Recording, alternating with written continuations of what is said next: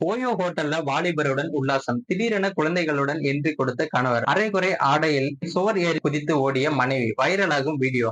சமீப காலமாக கள்ளக்காதல் சம்பவங்கள் அதிகரித்து வரும் நிலையில குடும்ப உறவுகள் சீரழிந்து வருவதும் அதனால் ஏற்படும் வன்முறைகள் கூடுதலாக உள்ளதாகவும் காவல்துறை தரப்பில் தெரிவிக்கப்பட்டிருக்காங்க.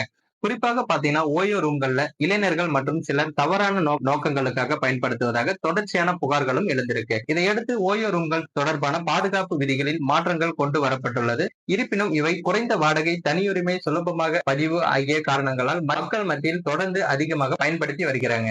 இந்த நிலையில உத்தரப்பிரதேச மாநிலம் மீரட்டில் நடந்த ஒரு சம்பவம் தற்போது சமூக வலைதளங்களில் பரபரப்பை ஏற்படுத்தியிருக்கு. அதுல பாத்தீங்கன்னா ஒரு திருமணமான பெண் தனது கள்ளக்காதலின் பிறந்த நாளை கொண்டாட ஓயோ ஹோட்டல் அறையில் அவருடன் நேரம் கழித்திருக்காரு. பிறந்தநாள் கொண்டாட்டத்திற்கு பிறகு இருவர் உல்லாசமாக இருந்திருக்காங்க. இருவரும் உல்லாசமாக இருந்த வேளையில அப்பெண்ணின் கணவர் தனது 2 குழந்தைகளுடன் அங்கு வந்திருக்காரு. கணவரை பார்த்ததும் போதையிலும் அரைகுறை ஆடையுடனும் இருந்த அந்த பெண் ஹோட்டல் அறை சுவரில் ஏறி கீழே குதித்து ஓடி இருக்காங்க. அவர் தப்பிச் சென்ற காட்சிகள் சிசிடிவி மற்றும் பிற பயணிகளால் எடுத்த வீடியோக்களால் தற்போது வைரலாக பரவி வருகிறது. இந்த ஓயோ அறைகள் தவறாக பயன்படுத்தப்படும் வண்ணம் எப்படி சமூகத்தில் பல்வேறு கலாச்சார சிக்கல்களை உருவாக்குகிறது என்பதையும் வெளிக்கொணர்ந்துள்ளது. மேலும் குற்றச் செயல்களில் ஈடுபடும் சிலரால் இந்த வகை ஹோட்டல்கள் குடும்ப நட்புறவையும் குழந்தைகளின் எதிர்காலத்தையும் பாதிக்கும் விதமாக நடந்து வருகிறது.